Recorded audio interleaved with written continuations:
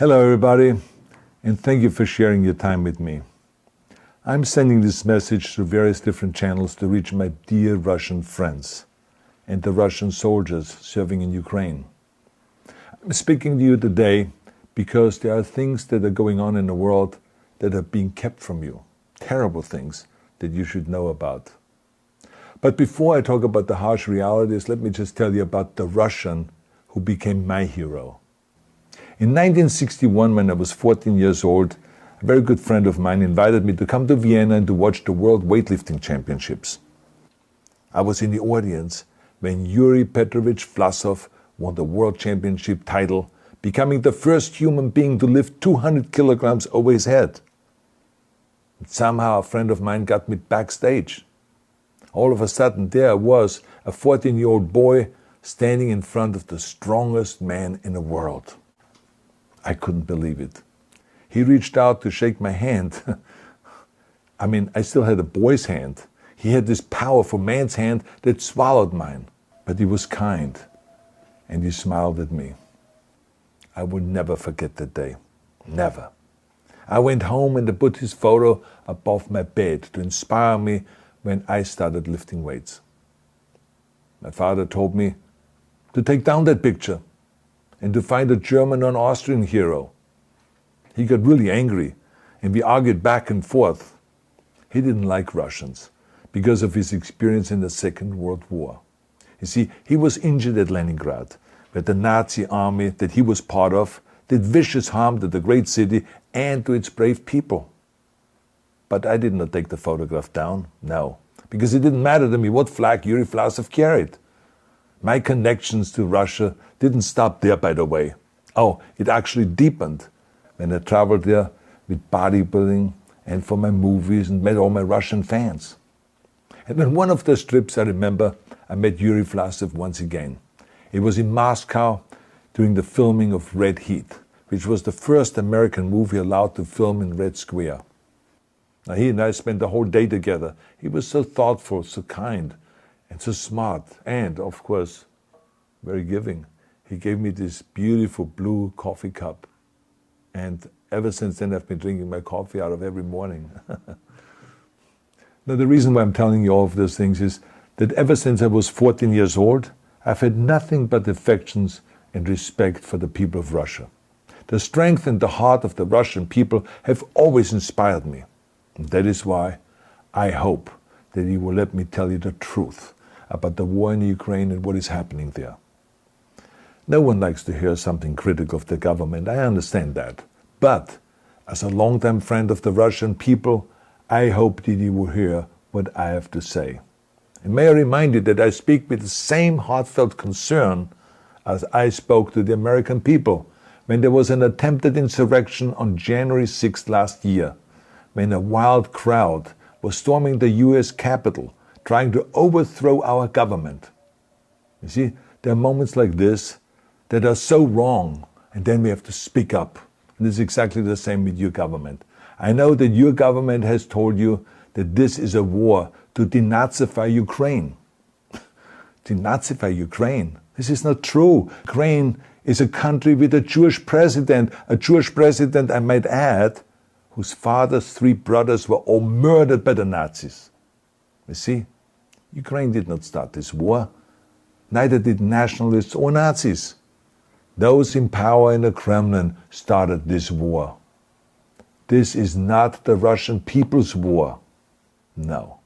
As a matter of fact, let me tell you, what you should know is that 141 nations at the UN voted that Russia was the aggressor and called for it to remove its troops immediately. Only 4 countries in the entire world voted with Russia. That is a fact. See, the world has turned against Russia because of its actions in Ukraine. Whole city blocks have been flattened by Russian artillery and bombs, including a children's hospital and a maternity hospital. 3 million Ukrainian refugees, mainly women, children, and elderly, fled their country, and many more are trying to seek to get out. It is a humanitarian crisis. Because of its brutality, Russia is now isolated from the society of nations. You're also not being told the truth about the consequences of this war on Russia itself. I regret to tell you that thousands of Russian soldiers that have been killed. They have been caught between Ukrainians fighting for their homeland and the Russian leadership fighting for conquest. Massive amounts of Russian equipment have been destroyed or abandoned. The destruction that Russian bombs are raining down upon innocent civilians has so outraged the world that the strongest global economic sanctions ever taken have been imposed on your country. Those who don't deserve it on both sides of the war will suffer. The Russian government has lied not only to the citizens, but to its soldiers. Some of the soldiers were told they were going to fight Nazis. Some were told that the Ukrainian people would greet them like heroes, and some were told that they were simply going on exercise. They didn't even know that they were going into war. And some were told that they were there to protect ethnic Russians in Ukraine. None of this is true. The fact is that Russian soldiers have faced fierce resistance from the Ukrainians who want to protect their families and their country. When I see babies being pulled out of ruins, I think that I'm watching a documentary about the horrors of the Second World War, not the news of the day.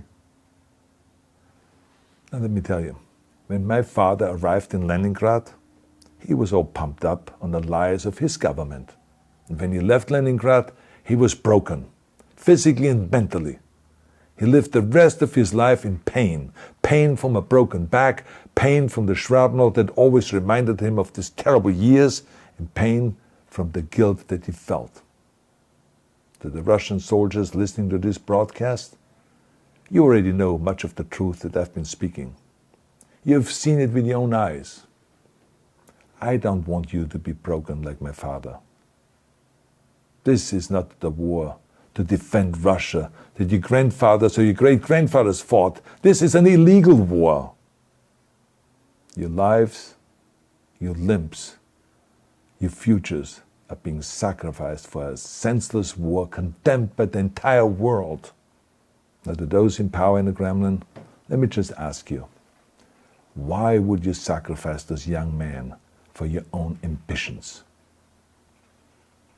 To the soldiers who are listening to this, remember that 11 million Russians have family connections to Ukraine.